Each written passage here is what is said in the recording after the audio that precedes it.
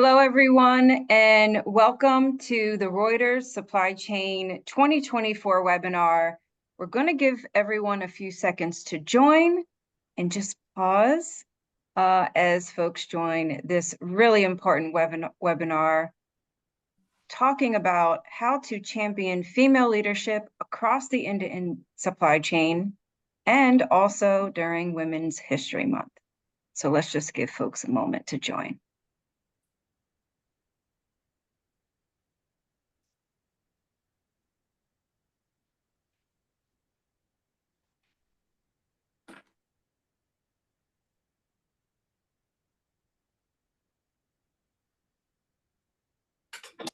All right, welcome everyone. Again, this is the Reuters Supply Chain 2024 webinar, where we are talking about championing female leadership across the end-to-end supply chain.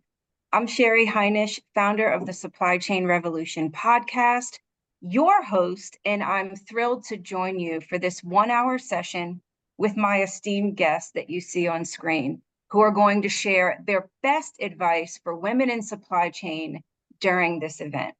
So let's kick off by inviting the speakers to each introduce themselves and talk about why is advocating for women in supply chain such an important topic for you. And we'll start with Karen Jordan.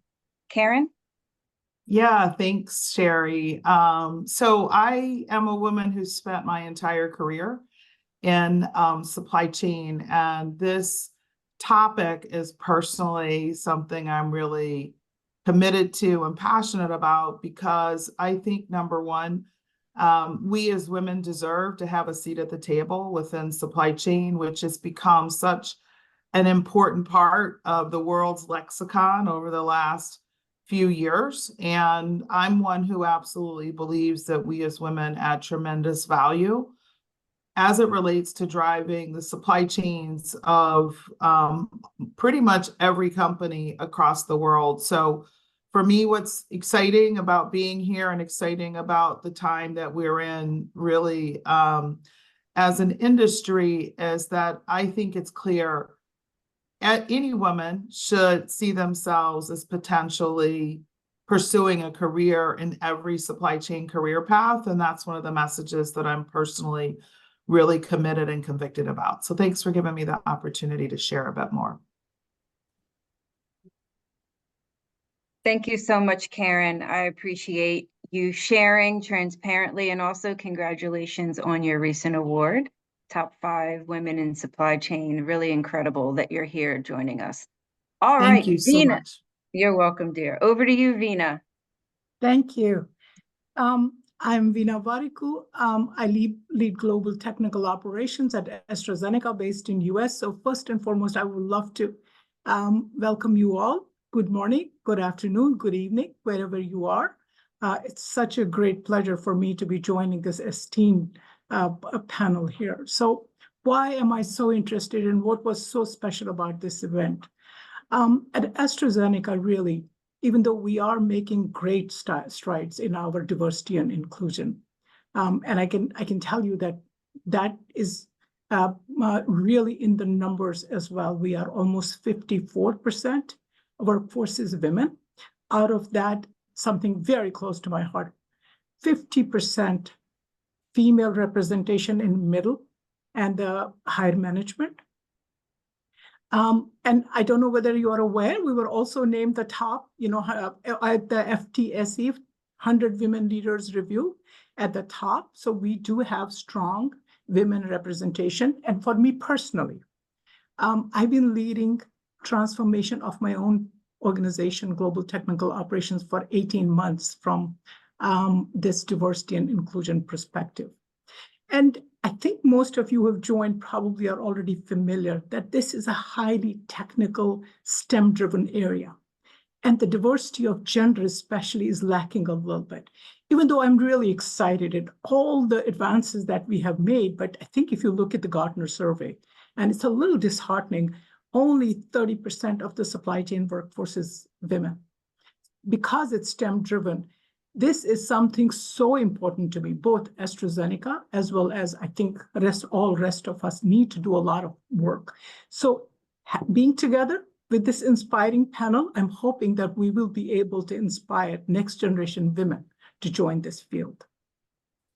Thank you, Veena. That was so insightful. And as you have rightly called out around STEM graduates, when we think supply chain, we also have to broaden. It's not just integrated purchasing and logistics. It is driven by science, technology, mathematics, entrepreneurship, even the arts when you start to get into change management. So really great call out there. Moving from left to right, Kiera, if you wouldn't mind giving your introduction. Thank you. Absolutely. Thanks for having me. My name is Chiara Laudani. I work at Estée Lauder Companies for the past 3 years, and prior in Procter & Gamble. And it's something that I've been passionate throughout all my career. So thanks for letting me share some of what I've learned throughout the career. And also time to give back, because I had many of powerhouse female ladies. They actually taught me a lot throughout the years that I want to now share back with this organization. I'm super passionate about, because I've been working supply chain throughout the past 20 years. I always had to learn how to navigate as a woman in a very male-dominated environment. Even in Estée Lauder Company, where I am now, I'm very fortunate to have beyond 50% of the organization being female. I'm in beauty, so it's a very strong shared participation of women. But I do still see opportunities for us to do better, to overcome specific challenges that I know we will discuss today, and hopefully to offer back how to get stronger and bring this percentage even higher at the more executive level. And ultimately, I strongly believe that both male and female ally a role model in really strong practice of inclusion, diversity, and overall inclusiveness from leading from every chair will bring a stronger performance in the organization. So ultimately, I think it's a goal as us as a leader to bring those forward. Thank you so much.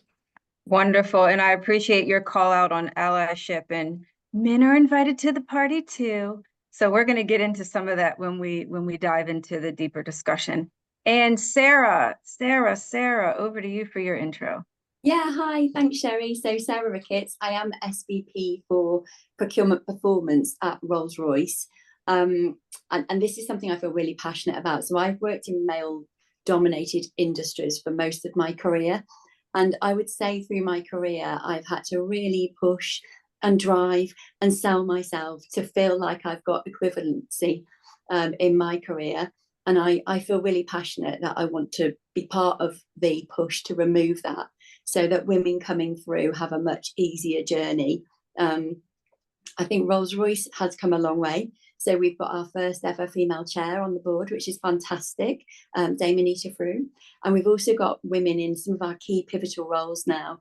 But we've got a long way to go. So I have launched a women in the supply chain network at Rolls-Royce to develop our supply chain and bring in gender diversity. But I'm also heavily involved in kind of the diversity conversation at Rolls-Royce and making the change there. And I would say, on a personal level, I have 2 daughters, and I really want to make a change for them so that when they're coming through an industry, they don't have to have the same battles. So that's really the passion that's driving me. I love that tie-in, Sarah. I also have a daughter, Ariana, who is in the other room quietly waiting. It's so important that we be that force for change for future generations. So appreciate you sharing. All right, before we dive into discussion topics, we're going to launch a poll. And this poll, hopefully we get a pulse on the topics that are most material to you. And we're going to come back at the end of our discussion and give our speakers a chance to reflect and respond. So the poll is in the background. Again, this is something that we'll leave open for the duration of our conversation. And without further ado, let's dive right in. We are going to come back to you, Sarah. So one of the topics that often comes up is around upskilling, skill sets, being market relevant, being relevant for the clients that we serve. So question for you, and also tapping into the supply chain network that you've incubated at Rolls-Royce. Yeah. What are the overlooked skill sets that women can develop to help break through the glass ceiling and the broken rung of career progression? Yeah, Thanks, Sherry. It's a great question. And I want to start with the point of the broken rung, because that's really the first barrier. So I read a McKinsey report recently that says for the 9th consecutive year, for every 100 men that get promoted into their first managerial role, 87 women get promoted. So although we're improving that stat, it's still not where it needs to be. So the broken rung is the first barrier, and then the glass ceiling being the second barrier. So I'd say we've got a long way to go with that. In terms of some of that skill set, the first one that I really, really want women to focus on is being really bold and courageous. So when you think about perceptions and some feedback that we generally can hear, you hear of a man being assertive and it's a really good thing. You hear of a woman being assertive and it can be perceived as overbearing. And that's something we need to get past. So I think we all have a responsibility for calling that kind of thing out, but also rising above it and being confident with who you are. I also wanted to touch a little bit on authenticity. So a real skill is knowing yourself, being your own authentic self, and showing your vulnerabilities. And I think vulnerabilities historically have maybe been seen as a weakness. I see that as a real strength. And it promotes some trust in the team, and it helps foster relationships. So I really think the skill set around being your authentic self and showing vulnerability is great. And the other one I wanted to touch on was emotional intelligence. Again, something that women are really generally really strong at: building teams, developing relationships, collaboration, building networks. That is a great strength, and we should be really proud of it, and we should celebrate it. And so again, not something to be shied away from. But these are skill sets that historically might not have been seen as the biggest skills needed to be a leader. I see them all as really important. Incredible, Sarah. We also have a question from the audience around the glass ceiling for other C-suite roles, not just a CSCO or CPO role, but CFO, CEO, et cetera. So Veena, curious, what are your thoughts around breaking the glass ceiling and the broken rung for other C-suite roles, leadership roles, and any overlooked skill sets from your vantage point in life sciences? Yes, I think, I mean, there's really great skill set highlighted by Sarah. To add to that, a little bit of a build. I think as women, self-advocacy is something that doesn't come to us naturally, because as you know, we are doers. We, strategize, we do, we, expect the follow through and so on and so forth. Pause a little bit. Make sure you're advocating for yourself. But here's the caution, something very, very important, and Sarah brought about the emotional intelligence. I think it's very easy when the tables are not balanced, when there is not enough equity, for us to get distracted by all the noise and feel you are being undermined, and most of the energy goes fixing that. Don't do that. Focus on, don't let somebody else bring the worst out of you so that you're distracted from where you need to go. Advocate for yourself. Don't get distracted. Keep your voice and head up at all times. Advocacy the right way is important. And my apology, these words might not be very politically savvy, but let's not give them what they're looking for. Let's not be complaining. Make allies. Make allies out of men, because without them being on the table and helping us, and you might have seen it for daughters, unless fathers are there with them, make allies, advocate for yourself, don't be distracted. And believe me, your network will pull you where you need to be. So that's my advice, Sherry. Thank you, Veena. And just to stay with you for a second and pull on that thread, it does take your own supply chain and network of folks that are advocating and supporting you in your career, as we mentioned earlier in our prep session last week. And this question really resonated with you. I was wondering if you could share a personal story around a hero in your life, or how mentors have helped you in the past, and that whole concept of not letting the noise of the world distract you from your purpose and mission. How can women better seek out these relationships and nurture them as mentors or mentees? Yes, and this is probably one of the, thank you for giving me that question. One of the probably best thing that's ever happened to me is that I took a little bit of time off because I wanted to take care of my kids for a bit. And I said, you know what, I'm going to take that personal time off. But I did stay in touch with my science, with my knowledge, with the industry a little bit. I wasn't completely gone. But when I came back, I was a little uncertain. I did get back into the workforce. And one day, by the way, this mentor is still in my life. And let me just put it out there, without his mentorship, I don't think I would have lived my potential. I don't think I would be talking to you guys today. So he called me into his office. He saw me struggle, I think, in many, meetings. He called me into his office and he said, sit with me. He said, what is going on? You have all the answers, actually more answers than most men in that room. Why do you shy away from asserting yourself? And here was my answer to him. I said, because I don't want to come across as an aggressive person. And I've been out of workforce. I don't know more than them. He said, that's not true. You have to believe me. You know more than most people around you. Assert yourself. So what is this example telling me? That's what a great mentor does for you. They believe in you. Not only that, they actually make you believe in yourself, your own potential. My advice to everybody, and by the way, he's still there. He has been a mentor because, and this is my advice, you can't force it. It has to be intellectual compatibility. There has to be some respect backwards and forwards. So don't think you can go out there and this is my mentor. It's an organic relationship. And be on a lookout for it. Don't be shy. If you find somebody really, really who respects you, you respect them back, go seek out. My only another just one quick point here is differentiate between a mentor and a sponsor. Mentor is somebody who nurtures you, who gives you advice, helps you with many things. Sponsorship is slightly different. Sponsorship is somebody higher up, making sure you are represented in whenever there is a discussion happening. This goes to Sherry, what you were asking earlier, breaking those ceilings. You need sponsors. Reach out.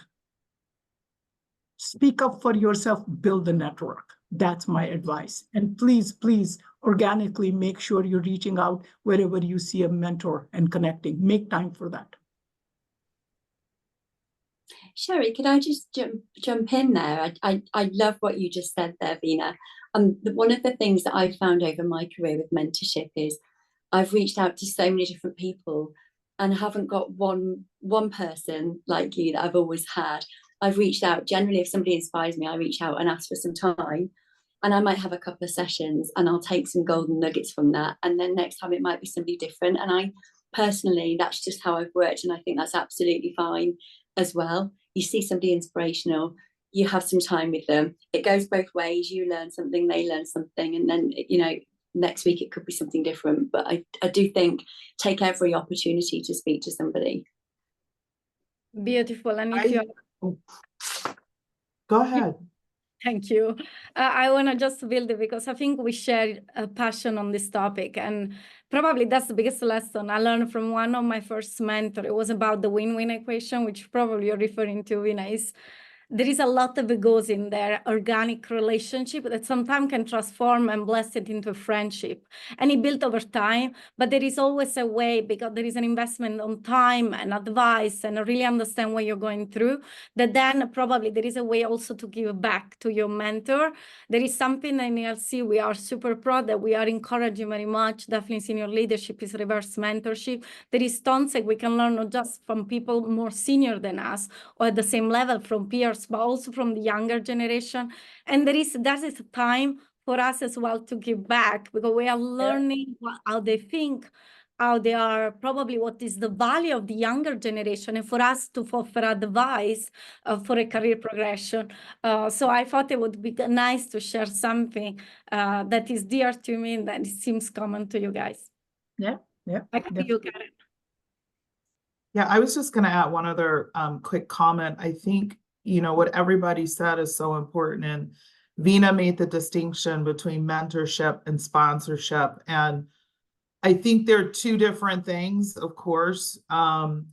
And one of the biggest lessons for me was like, you can actually go ask someone to be a sponsor. Typically, a sponsor is someone who has a seat at the table and where decisions are made about your career. And they can be in your hierarchy, but they don't always have to be. And I'm convinced that one of my critical promotions happened because I met a guy at a, you know, very large meeting. He spoke, he was actually in R&D. He was really inspiring. We had a common company that we worked for in our past, in common, Procter & Gamble. And I said, wow, this is somebody who the way he speaks is very aligned with how I operate. And he was very passionate about leadership development. And I took it on like almost like a business proposal. So I kind of did my resume and told him the scope of my role. He really didn't know who I was. And I actually asked him, I said, listen, I want to earn your sponsorship, right? Like, I think I know you have a voice at this table, but I want to introduce myself and get to know you in a way you have confidence that if my name comes up, you can speak about who I am in this room where, you know, there's when you get kind of your first executive promotion, it's a very big deal. And then there's others that become more important, the promotion to VP or in some organizations, SVP. So this was one of those. And after meeting with him for a very short period of time, he said, listen, I'm going to be your sponsor. Like, he made a decision like that.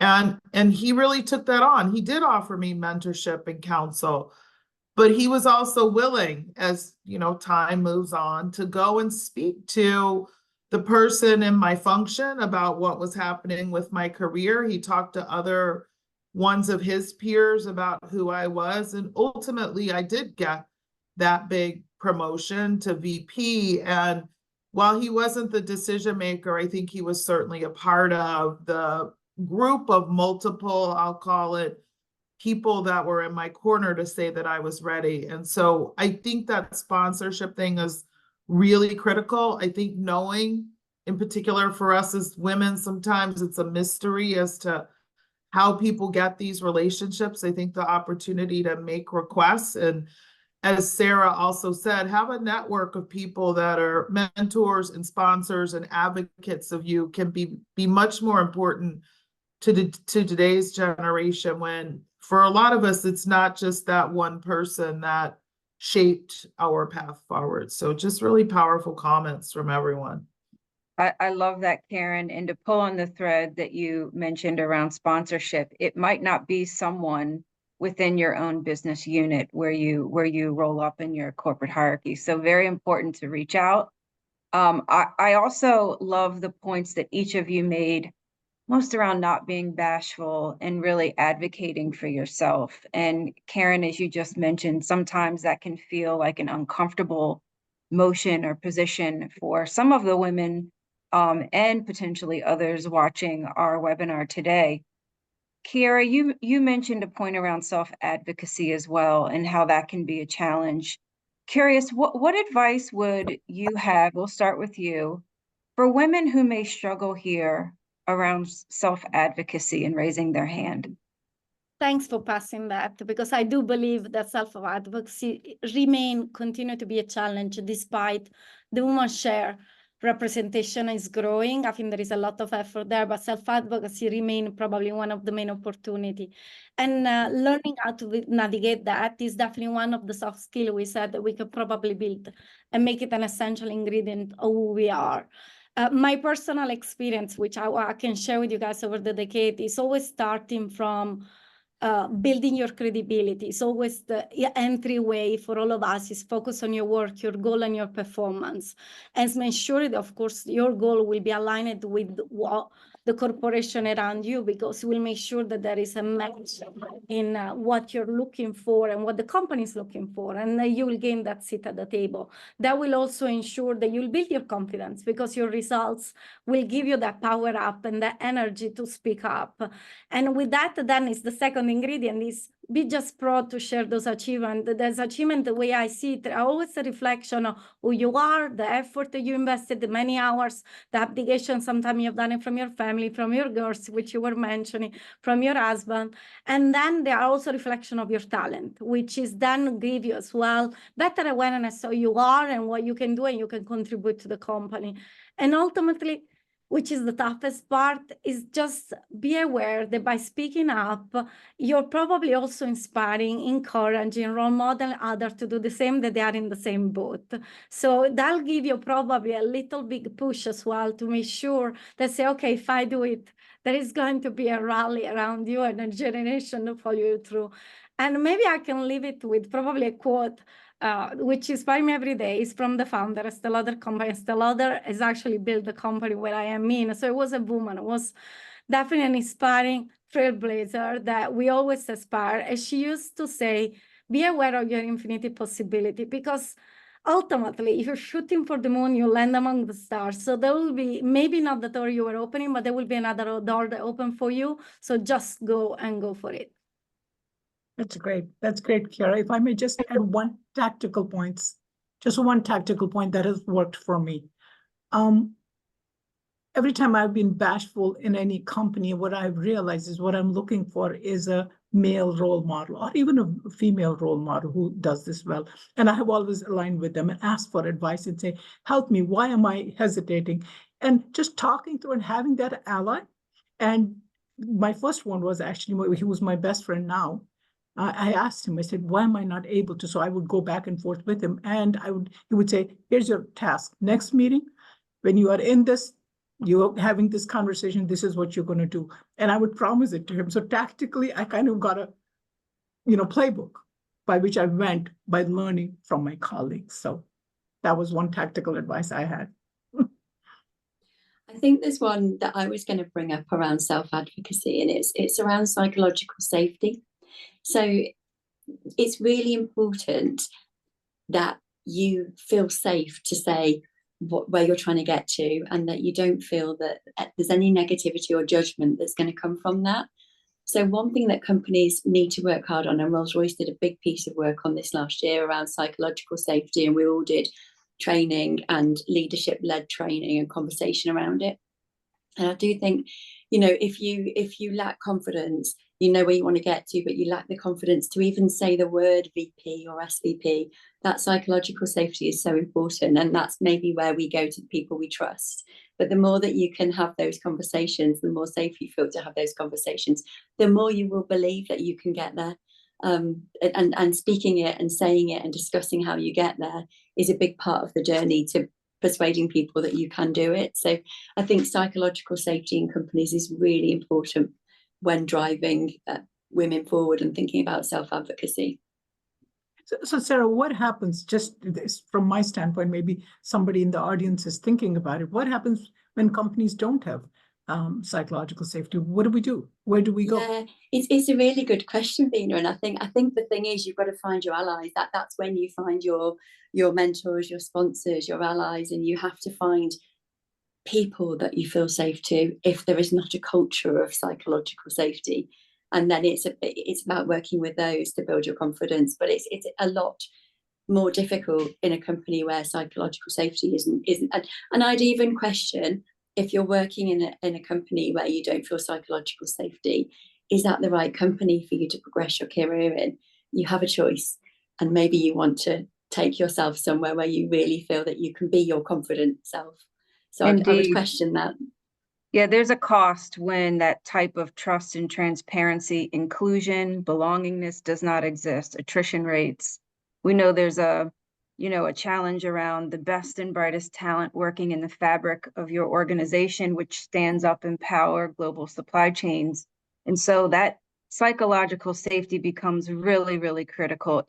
When you have that sort of trust, and the right culture. We're getting a lot of questions in the chat, which I'm going to elevate around culture and belongingness. Yeah. When it exists, it's magical. When it doesn't, I think we all know what it feels like to work in an organization that really struggles to bring a great culture to life. So just to highlight a couple of the points around culture, and Karen, I know you're super passionate about this, so I'm going to come to you next.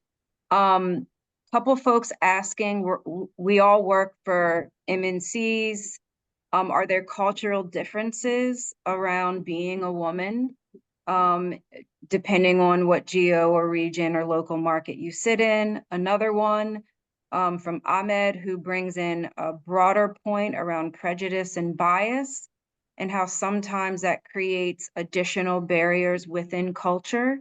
How do we help influence the right cultural change for underrepresented folk in supply chain? Really interesting. And one more, just to round out some of the questions from our audience around specific barriers and obstacles that need to be addressed to achieve full gender parity in the supply chain workforce. And I think that that also ties in nicely to having an inclusive and equitable culture. So Karen, this is something that you're super passionate about. I would love to hear your thoughts on what we talked about, the require and desire continuum in our chat last week. That plays nicely into creating a comprehensive and inclusive culture, but also men. We have all heard about the powerful role of men in being allies in the supply chain space. So just want to pause with intention to hear your thoughts. No, I think it's great. First of all, just to acknowledge my peers and colleagues on this call. Like, I've been getting so much out of listening, and I think we've started to point to it a bit in this conversation around psychological safety that Sarah brought up. And what I talk to people about is belonging. Like, belonging is such a fundamental human need. When it's not present, as you said, Sherry, it's tough to be okay. It's tough to be yourself when that experience of belonging is not present for any one of us. And I think as we think about companies, the opportunity is to really thoughtfully and intentionally look at our cultures inside of, do they welcome all leaders and team members? Do they invite and inspire a culture where people feel safe? I think psychologically safe is kind of like the new thing we're all starting to talk about, and we're learning together about. Simply put, like, do you walk in and feel like you can be who you are and belong in the spaces and places that you are? And so as we were kind of getting to know each other in this, one of the observations that I said that I've seen in my career as we've gone to work on culture and inclusion in PepsiCo, and I'm super proud of the results. Like, we have we've made public declarations about getting to equity in our culture, pay equity, which we have men and women paid within 1% of each other globally across the enterprise. We have stated our goal to have gender equity at every level in our organization. And you started to see that play itself out. Like, I'm the chief supply chain officer in PepsiCo's North American beverage business, which encompasses about 62 to 65,000 people in North America. My peer in PepsiCo's foods business is also a woman. And when you look at globally, there's 6 people that are in these jobs. 3 of those 6 people are women. And a lot of the, I think, culture, the commitments, and then the culture we've worked to develop has happened with men and women partnering together to do it. And one of the insights that we've seen is that often there are things that we as women have as, I would say, requirements. We talk a lot about balance and the need to be able to both integrate and manage being high performance in our careers, but also high performance in our lives. And in particular, a lot of women, when it comes to children and family, that is a source of a lot of thought, energy, and a lot of, and when it's not done well, consternation. And one of the things that I've been proud to see is that you see where things that women ask for, as we've created similar opportunities for men. An example is we have parental leave. We no longer call it maternity leave. It's called parental leave. So as women really, I think, fought and continue to fight in some organizations for that time as they are, early in their stages of like new children. We've also seen through parental leave, like I have a lot of men, many of them that, before would be like, oh, I would like, they didn't feel like they had permission to take time off if they had a new baby or a new adoption in their home. Now men also have access to benefits to be able to take that time off. And I'm excited that it's gone from like a couple of people that are like, oh yeah, you might not know we have this benefit and I want to, maybe can I someday, can I like maybe, and I'll still log in, to now men as their spouses, or with child, fully declare like this is something that I'm going to do. And we manage through it in a way that, this continuum from we as women have been advocates for parental leave, you now see that it's moved from this requirement for women to feel comfortable to now something that is much more, I would call it mainstream, well understood, well utilized across the end-to-end spectrum of all employees. So for me, that's an example of like, hey, there's starting to be more of a continuum where it's not just things women want and need, it's really things that all leaders want and need to be successful and to feel like they belong and to be able to chart their course as both leaders in the organization where they work, but also leaders in their lives. And inside of that, I think the allyship of men is so important. Like I have been fortunate to have great friends. I'm like, I'll call it old enough in my career that it hasn't always been this level of equity. So if you were going to talk to somebody a lot, it had to be men because there just were not as many women around. And through developing great relationships fuel a lot of transformation. One, it was a man, my first VP with the company, that's like, all the stuff you're saying you want caring for women, I want that too. That was like a game-changing moment for me, that he was willing to be that vulnerable and quite frankly, that direct and real. And I think as we think about men as allies, we as women need to get in a predominantly male organization, having male allies is super important. If you are a man in an organization that is committed to the women's agenda because you have a brilliant spouse that happens to be a woman, you have daughters you're committed to, you believe that you will have a better company when all people, including women, can come in and be their best self. Whatever the reason that gets you there, I think it can start off with small things like creating spaces of belonging with an individual, or small groups or large initiatives that create space for women to really dwell and figure out within your organization how they can really thrive in the culture. So I'm a product of a lot of male allyship in PepsiCo. I'm proud of our women's events are generally open. You have men and women present in those events. And I think we have had a accelerated journey in the space because you have the support of both men and women in the women's agenda, but really the all associates, all team members, all employees agenda. So hopefully that adds a little bit of, description of what we were talking about before. Absolutely, Karen. And your former CEO, Indra, is one of my all-time favorite role models. And I have a very similar journey, like you alluded to, with oftentimes earlier in my career being the only woman in the room, the youngest woman in the room back then, over 20 years ago. And Indra used to say, family is family.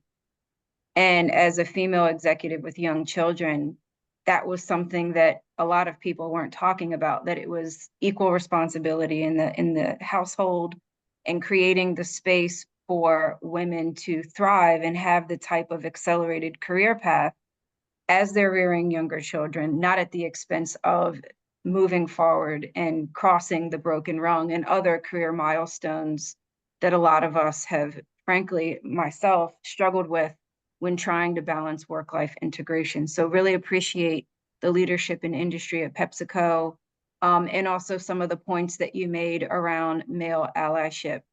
Again, just pulling from my own personal experience, the past 12 months is the first time in my life I've ever reported to a woman, the vice chair of sustainability at Ernst & Young. So really, really interesting journey. Sarah, I saw that you were going to speak. Any other reflections just based on what Karen has shared? Yeah, I was thinking about the role of an ally. Yeah, and in this conversation, you're thinking about a male ally, but I guess in other diversity conversations, just allyship in general, and you can have a kind of scale of what an ally can do. I heard somebody talking about it recently, and he very much said, I don't like the word ally as a noun because it's passive, it doesn't do a lot. Allyship is a verb, and then it depends where you are on the scale as to how supportive you are. So you've got kind of calling yourself an ally, and then you've got kind of coaching and supporting and actively being part of that, or you've got kind of sitting, watching, and feeling like you're doing something, but are you really calling out the key points, and are you really supportive? So I really do question the word ally and think about, you know, what does that mean? What does the verb mean? And how do we get the best out of doing that, whether that's being an ally for gender equality or any other diversity that we want to talk of. I think really reflecting on allyship and calling out when we don't see it is really important. That I take the allyship, at least the way I interpret it, is a commitment. It's a commitment up down. We understand what the barrier that we face and up to dismantle. And I love it what Karen you were saying, which is both from the sponsorship and some of the ally that you were experiencing through your career is all the best ally that I met. There were some of those as well, some mentor and sponsor that they really recognized me for the strategic leadership I brought in despite my gender, independent of my gender, but just for the uniqueness and diversity I was bringing to the table. And they made me feel good, not just because I was a woman, but just on the soft element to understand as a woman instead what I was facing and how they could help to ensure I could then perform at my peak, facing all the barrier and dismantling with me. So that's my interpretation on allyship, and I want to just share with you, since I think you nail it on, it can be different interpretation from others. Yeah. And maybe a point, I think, anchoring, because we didn't have time, and I want to just on the, because I saw in the question, is keep coming back, psychological safety in a work environment. This is where I think anchoring in a tough environment, anchoring to the few that they feel courageous to really like probably change the culture, and maybe starting from some of the ally and some of the smaller group that they recognize it at the senior leadership to be able then to create a small pod of safe environment, then create then overall and cultural transformation. I know it's super tough, said more than done, but that's the only thing that I can commit at least by growing in the organization to make sure that I recognize pod where safety and the psychology of safety is a tough element, and then just break the barrier for people that don't feel comfortable to speak up. So let's speak up for them. Yeah, thank you. Go ahead, Karen. I was just going to say, I think what Kira is saying is so powerful. Like when you talk about courage, right? Like when you, two things I would add is one, when you don't feel psychologically safe, it takes a lot of courage to have conversations. And I think that what is important for us to acknowledge is just how much courage it can take to even say the smallest thing or to ask for help. And so a couple of things that I would offer is one, if truly you don't feel that way, and I think you kind of know it, one, finding some safe space where you can like really just say what's so for you and ask for help, either in the company or outside of the company, becomes important so that you're not having all that rolling around in your mind only. And then I think the second thing I was thinking about when someone, I think Vina was speaking earlier, is a lot of times there are people that would be willing to help you, but you have to be willing to have the courage to like ask. And so I think if you're in that place, a lot of us talked about somebody that we saw that inspired us or somebody that reached out a helping hand. I think I would just encourage you to find a little bit of that courage and maybe be willing to take a little bit of risk, because the benefit of it sometimes can outweigh how tough it can be. And for some of us, I'm a naturally pretty shy person. It can be really hard to step out of that, but I have found over and over the degree to which I can get myself to a point to say, hey, here's what's happening, or to ask for help. I've been pleasantly, I mean, I work for 2 companies. I worked all over the world. It hasn't always been easy. A lot of times it hasn't been, but I've typically been pleasantly surprised if I genuinely ask someone for even the smallest bit of help. It may not be solve all my challenges, but a small bit of help can sometimes give you that little something that has you see a little bit of light in what may seem like a tough situation. And taking that step by step can be very helpful, to be very tactical about some tactics that'll help you move through it if you're having those challenges. May I just have one quick build on? Thank you, Karen. Very well said. I think just one addition, it's in addition to what has been already said. Find a person at work that you trust enough and who's not afraid to give you honest feedback. And I'll tell you why I'm saying that. Sometimes it's not always the other person. I'm not saying yes, safety and so on and so forth. Sometimes we contribute to it unwittingly, not knowing. Having that insight, having somebody who you trust and respect, who can give you honest feedback of what we could do better, is incredibly important at every rung. Having the courage to get a feedback which you don't like and act on it, as incredibly important as to influence the rest of the environment. Absolutely, Vina. And you know, if I can just be a little provocative here, there's an expression that says, you know, fix the other woman's crown when it's tilted without her knowing. You know, that expression that you see floating around on Instagram. Mm-hmm.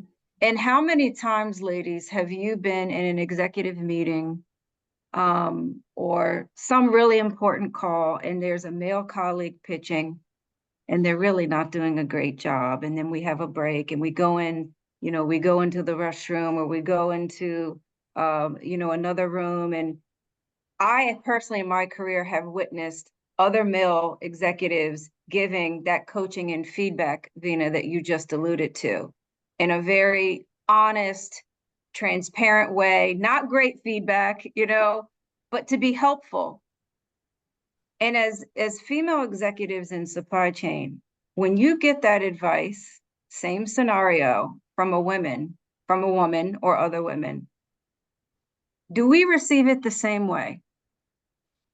Have you ever felt like, oh, she's so catty, why would she call me out like that? Or I've seen women, in all honesty, try and be transparent to other female executive peers, and sometimes it's not received that way. So just curious, how can we be better advocates for each other in those scenarios? Karen, I just saw you go off mute, and I'm very curious to hear what you have to say. Well, I'm smiling because I would say sometimes we as women are our own harshest critics, and we need to get that. And sometimes I think that's about unconsciously we're competing for the advocacy of men. And I think that's something when you talk about, I was smiling because I'm like, yo, we're really we're going there on this one, right? Like it is a dynamic that I struggle with when I see, because if you're in an environment where there's not that many of us, I think it's even more challenged when we don't support each other. So the flip side of that is when somebody's coming to you to give you something, like taking it as a gift is not always received that way. And I've had some things like where somebody comes and they're telling, it's not what they're saying, it's sometimes how it's coming across that, you know, I've had to take a step back and be like, okay, yes, feedback is a gift. Did I receive that gift really? And when I look at it, and recently I had someone on my team, she's a woman, she was saying something to me, I didn't agree. And I frankly said, listen, I trust what you're saying. I just don't agree. If I didn't trust you, I wouldn't, I could shut this down. I'm not doing that. I'm not doing that. So like, I hear the feedback, and what I got is sometimes we as women want to be heard by each other at a little more depth. And I actually went back to that person because she was right about what she was saying. It was something, she was like, we have to do this. And I was like, why? She was right. And I thought the most respectful thing I could do was say, I went back to her afterwards and said, I was wrong. And I couldn't hear what you were saying. In fact, I said, I can't see it because that's not who I am. But to actually go back and acknowledge when you might not do the best job of listening, I find that respectful when people have done that to me. So I tried to offer that same thing. So long story short, I would just say, I think it's something we as women need to work on. I think predominantly male organizations do pay a lot of attention to how we as women support each other because men naturally do it. And in fact, they assume we are doing it with each other, sometimes meaning they don't do that same thing with us as well, because they may not feel as comfortable. So I think it's like something we've got to talk more about. So Sherry, thanks for surfacing the provocative discussion. And at best, I think the degree to which you can cultivate getting real feedback from people, it is going to accelerate your journey. So I would say what I've learned to do is I actually go try and ask the person who's most opposite for me, what do you think? That's what happened in this situation. Somebody who's high extrovert and I'm high introvert was telling me something, and I was like, I don't get it. But I knew enough to listen.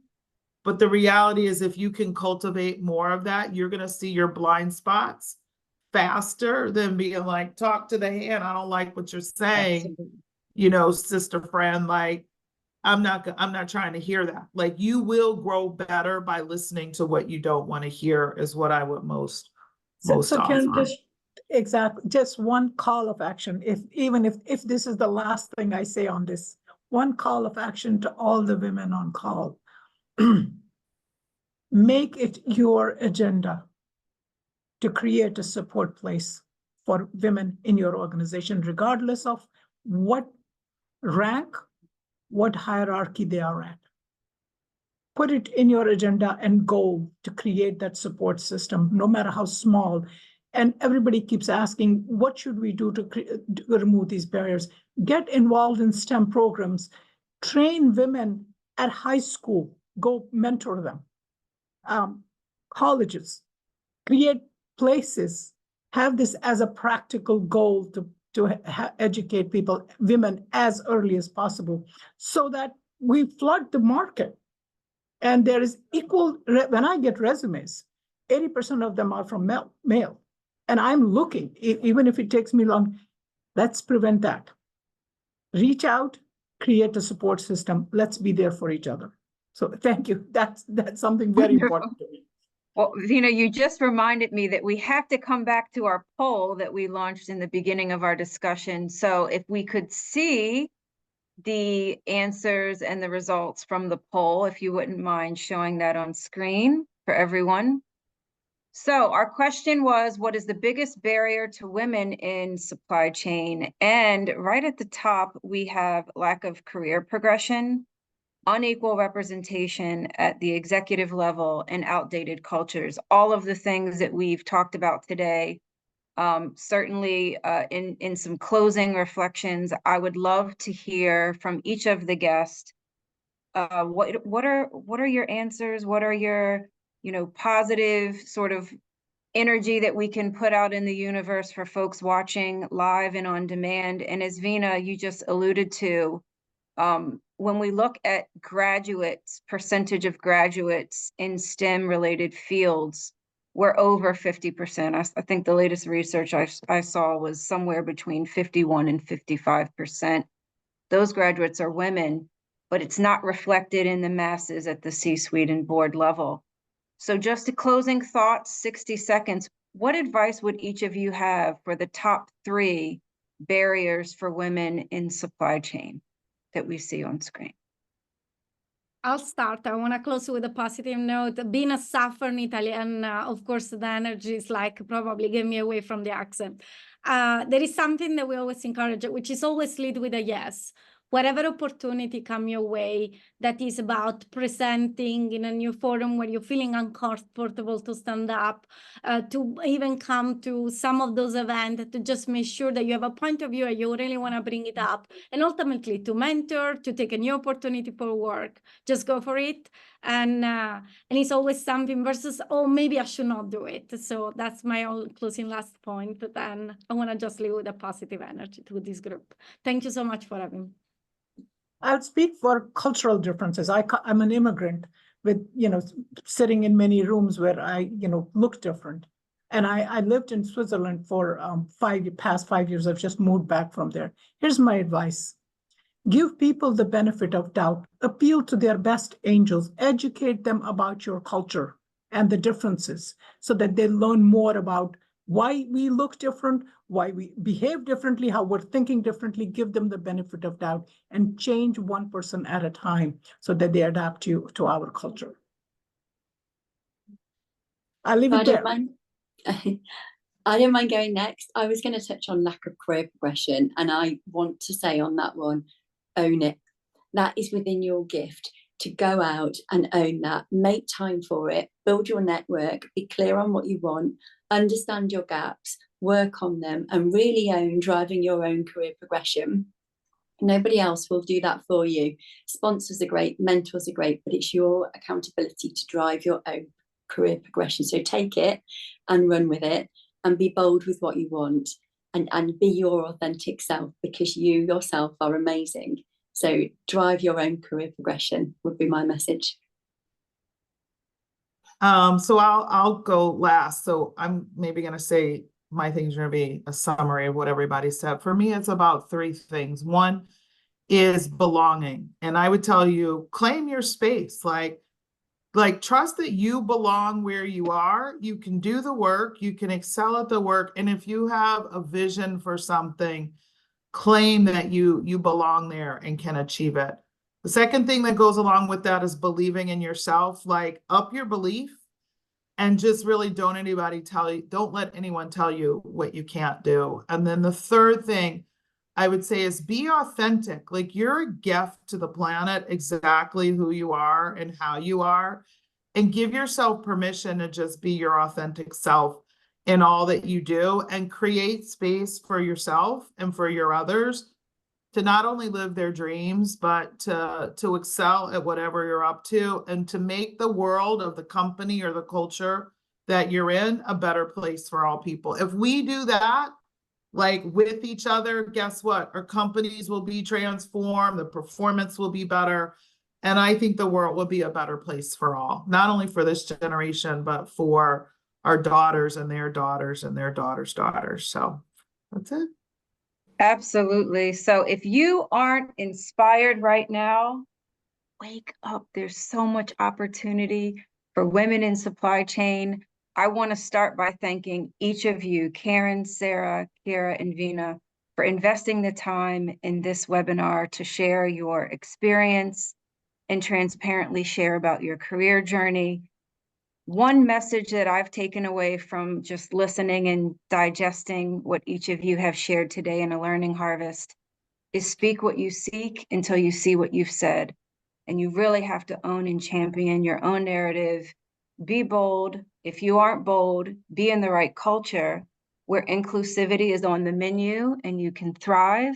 Each of us has an opportunity to be a door opener, a mentor, a sponsor, create the type of network in your own organization and outside your four walls for equity in the workplace, and especially for gender parity.